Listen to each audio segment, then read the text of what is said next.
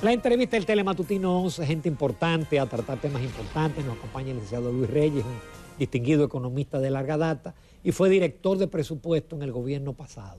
Un placer, Luis, y gran amigo también. Gracias, Ramón. Tiempo.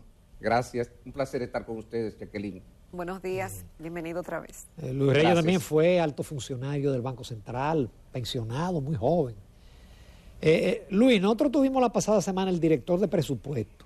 Y él decía que el presupuesto actual tiene notables diferencias en relación a los presupuestos de gobiernos anteriores porque está conectado con el plan plurianual, está conectado con la Estrategia Nacional de Desarrollo y eso le da unas determinadas condiciones de que el gasto de verdad se va a invertir y que va a haber un impacto social.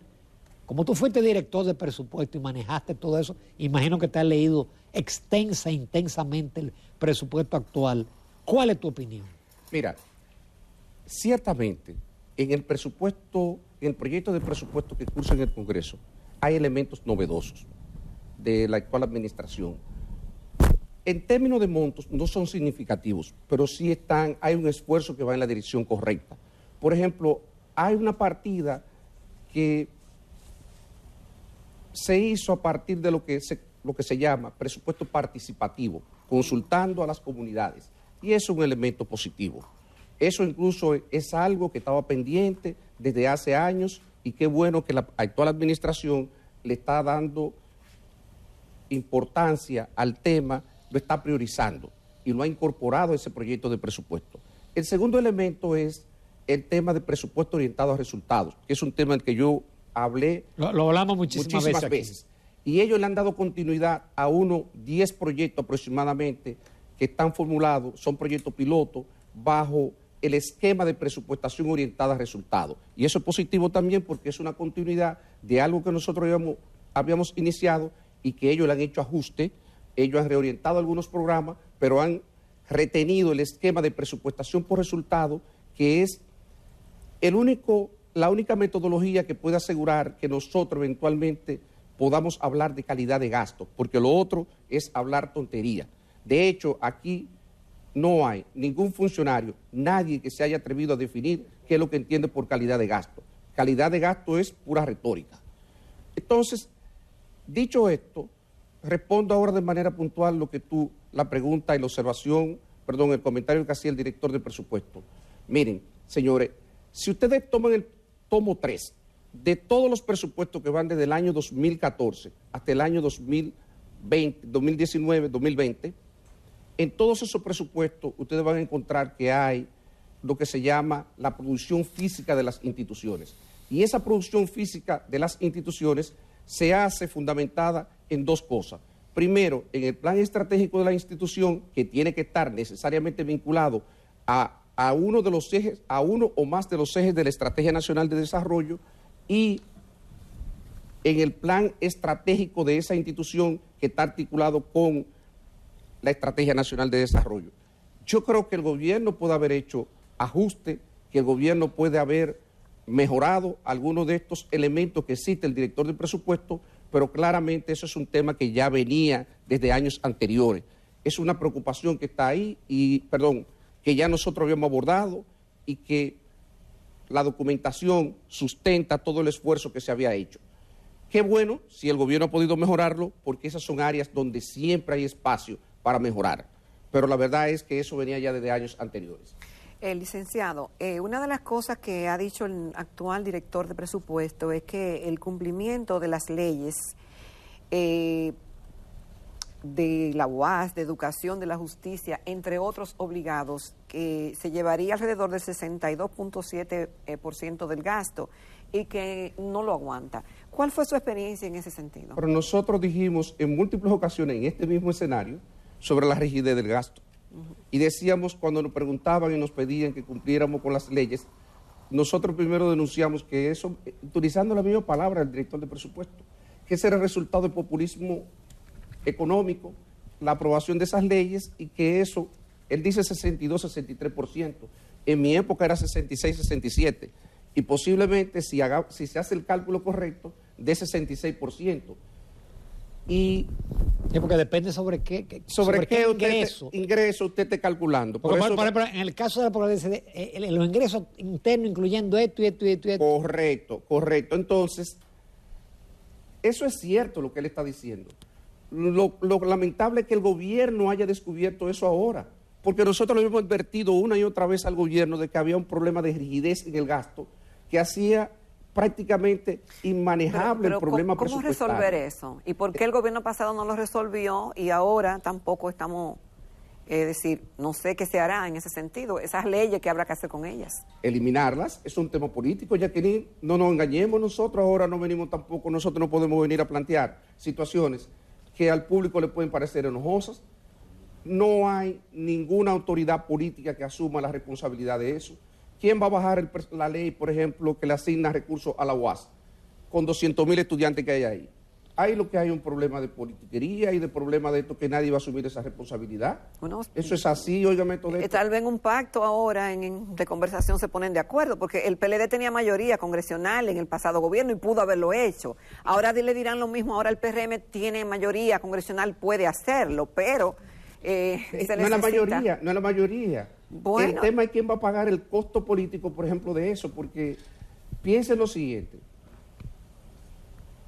El Poder Judicial tiene un porcentaje asignado. Sí. Y así sucesivamente, por ejemplo, usted tiene una serie de poderes, de cuasipoderes que están establecidos por la Constitución. De ente constitucional. Por ejemplo, usted tiene el tema de la Junta Central Electoral. La Junta Central Electoral debe tener para los gastos administrativos unos 3.500 millones de pesos.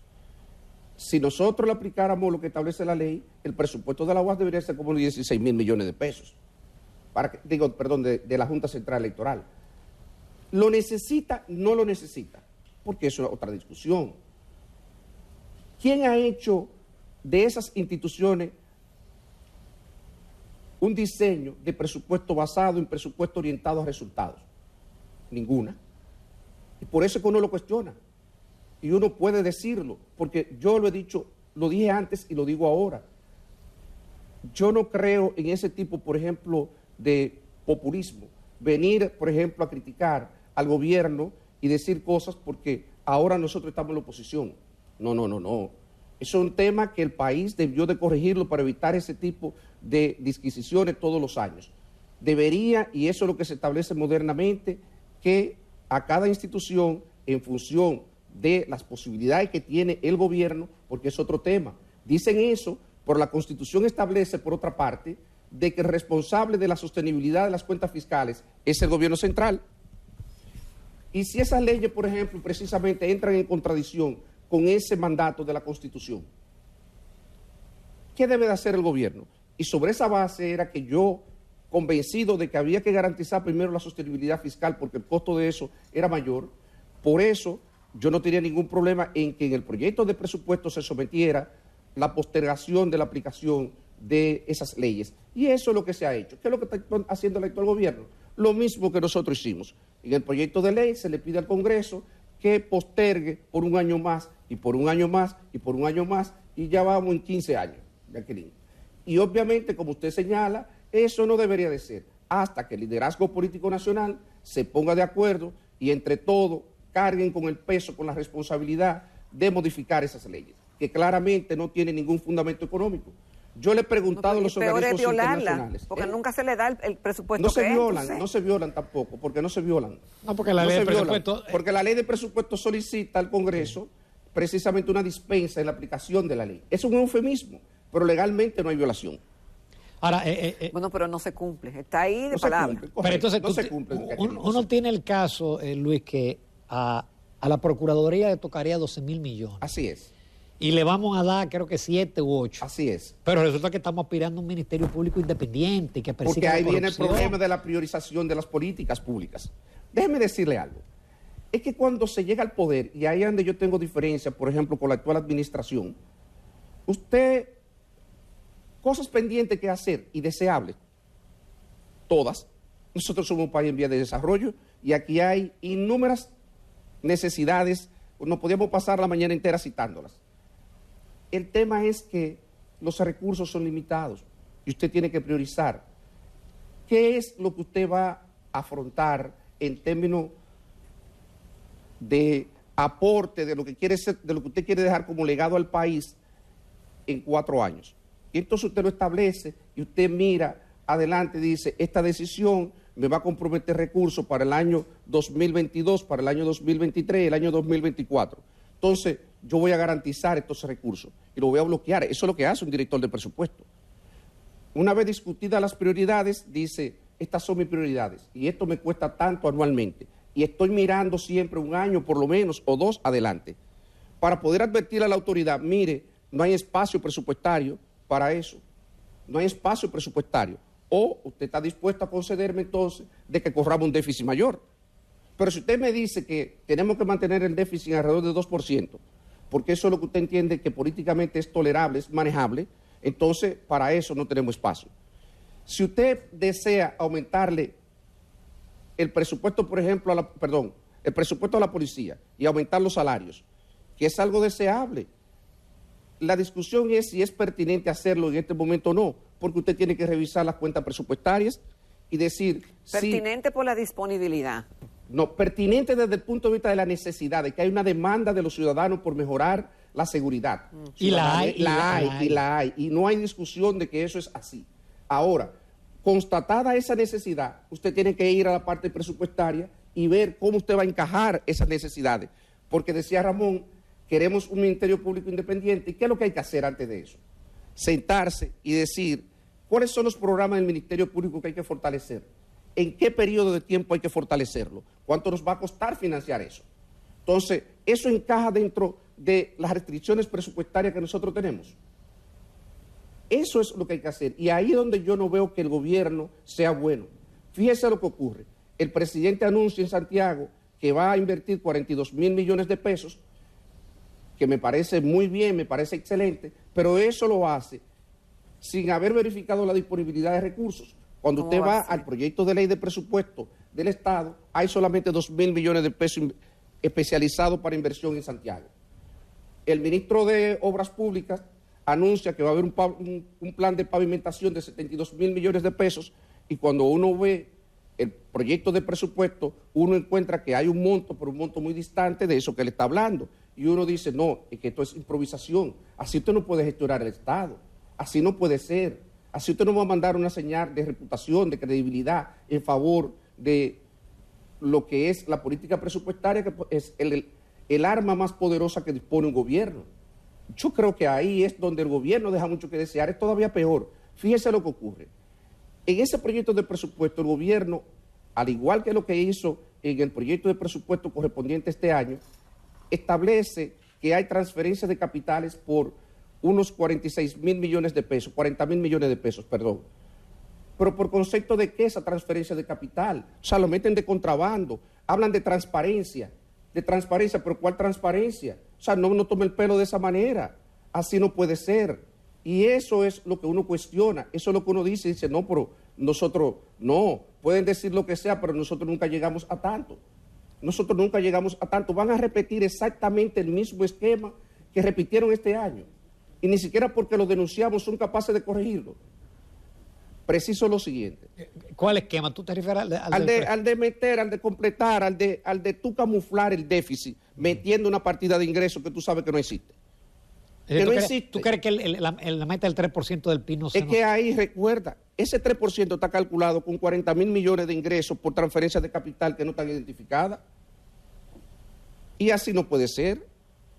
Así no puede ser. Eso deja mucho que decir. 40.000 es como 0,8 del PIB ya. 0.6% exactamente del PIB. Son 36.000 y pico, 0.6. ¿Qué es lo que hacen? Si tú observas, por ejemplo, la presión fiscal que tenía el gobierno este año, proyectada, 15.1%. Proyectada para el próximo año, 14.9%. Si tú le quites ese 0.6, hay una caída de 15.1 a 14.3. Y eso hubiera generado una reacción de las calificadores de riesgo y de los analistas internacionales que para el gobierno hubiera sido muy incómoda gestionarla. Como quiera, esos analistas y esas calificadoras van a llegar a la misma conclusión que nosotros estamos llegando. Y entonces uno dice... Pero quizá gastan menos en capital como lo han hecho este mes. Es que eso es lo grave. Pero el problema ahí terminamos, oye, en estas contradicciones y en la dificultad de generar una narrativa favorable a que el gobierno pueda llevar a cabo una reforma fiscal. Observemos lo siguiente. El gobierno tiene 131.355 millones de pesos para gasto de capital este año, después del presupuesto reformulado.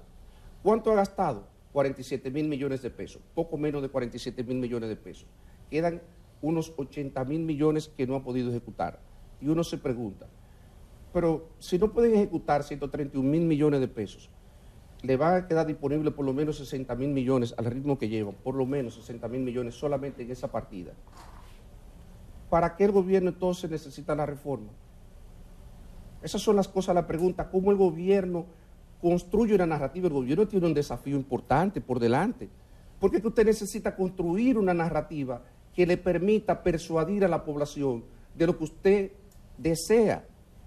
Y el gobierno tiene muchas cosas en contra.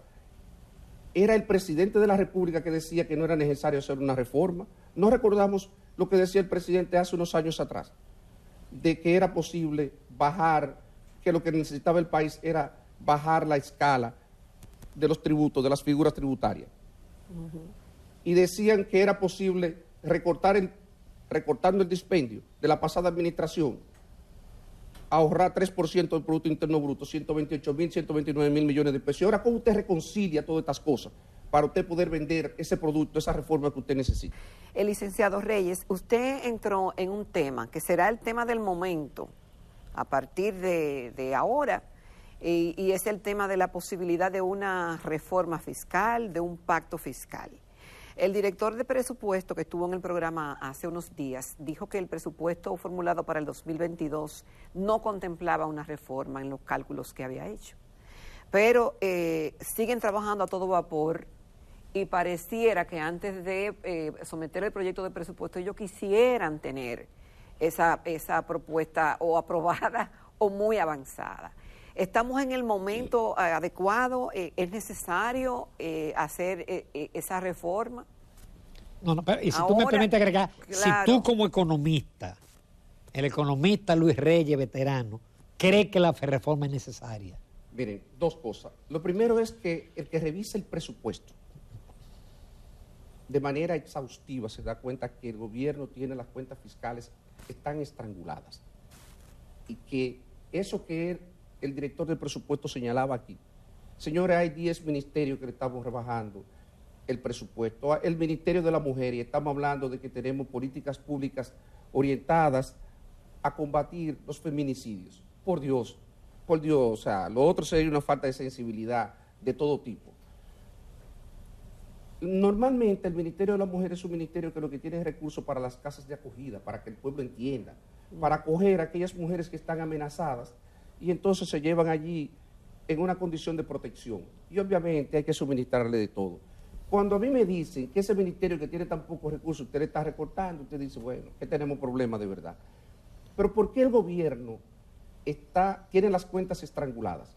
Bueno, el gobierno recibió una serie de anticipos, ha tenido una serie de ingresos extraordinarios y el gobierno, sobre la base de esos ingresos extraordinarios que está recibiendo este año, adoptó una serie de medidas que comprometen el gasto de una forma recurrente, básicamente aumento de salario en el sector salud, aumento de salario para los policías, aumento de salario para el Ministerio de Defensa, que desde el punto de vista de, yo creo, de lo que no solamente del compromiso que pueda tener el gobierno, de satisfacer demandas sociales que son importantes, yo creo que va en la dirección correcta. Ahora, ¿qué ocurre? Que el próximo año este año la Dirección General de Impuestos Internos y la Dirección General de Aduanas, entre los dos, van a aportarle al gobierno recaudaciones por 192.000 millones de pesos por encima de lo recaudado en el 2020. Esas mismas dos instituciones para el próximo año solamente van a recaudar 27.000 millones de pesos. Para que entiendan el problema. Solo el 5%. El 5%, así es. Desde el punto de vista del gasto, solamente el incremento de la deuda pública va a requerirle al gobierno pago de intereses por 35.000 millones de pesos y el 4% de educación universitaria, otros 35.000 millones de pesos. Para recortar ese 3%, llegar a ese 3%, ¿qué hace el gobierno? Recorta una serie de gastos en 10, por lo menos en 10 ministerios, en 10 capítulos, y le suma los 40.000 millones que hacía referencia de transferencia de capital. Eso te dice, esas cuentas no son reales. Esos no son reales y está camuflando el verdadero problema. De manera tal que yo diría, a partir de eso, sí, es necesario la realización de una reforma y es un tema que yo he dicho anteriormente y debo de ser coherente. Respondiendo a la pregunta tuya y respondiendo la preocupación que planteaba Jacqueline, sí, es necesario. Ahora, aquí hay cosas que hay que apuntar. Esa es la realidad económica fiscal. La realidad económica fiscal está diciendo de la necesidad de que se haga una reforma. Pero esa no es la única realidad. Hay una realidad político-social que hay que ver si existen las condiciones para que esa reforma fiscal pueda llevarse a cabo. Y lo que nos está diciendo, a partir del documento que anda circulando ahí, primero que esa reforma es una reforma que va a impactar severamente la clase media, una clase media que es la que ya aporta la mayor cantidad de los tributos, y uno se pregunta cuáles son los límites que tiene esa clase para tolerar nuevos tributos, pero también uno se pregunta de cuánto es la propuesta de reforma que debe hacer el gobierno. El gobierno no ha aplicado, no lo ha explicado. El gobierno no ha dicho para qué va a destinar esos recursos, si es para satisfacer necesidades ciudadanas o es para mejorar la sostenibilidad de la deuda, de las cuentas fiscales, que son dos cosas totalmente distintas, que serían unos recursos que no estarían destinados a satisfacer necesidades de la ciudadanía. Y eso habría que aclararlo. Licenciado, pero mire, está la realidad económica, ¿verdad? Y usted lo explicó magistralmente. Y la realidad del entorno político-social. Pero para ser objetivos, ustedes tuvieron un favorable entorno político-social y no hicieron esa reforma fiscal que era necesaria y era mandatoria por ley. Entonces ahora es posible que no haya el entorno político-social adecuado, pero que las cuentas quizás no aguantan más. Entonces, ¿qué hacer en medio de un panorama tan complejo? No, perdóneme, es un tema de una decisión al final, una decisión política. Déjeme decirle algo, sí, nosotros enfrentamos una situación, recuérdense la Marcha Verde. Desde el año 2017 el gobierno de Danilo Medina enfrentó una Marcha Verde que fue implacable, que no permitió crear las condiciones en 2015-16, y no permitió crear las condiciones apropiadas para que se diera una discusión y un consenso, porque una concertación. Pero no había voluntad, quizá no había la voluntad política en se el discutió, momento. Déjeme decirle algo, que yo fui un actor de primer orden en esa discusión. Además, quien llevaba esas cuentas, como era yo tenga la seguridad que la llevaba donde las autoridades y que se propiciaron las discusiones a lo interno del gobierno de manera amplia.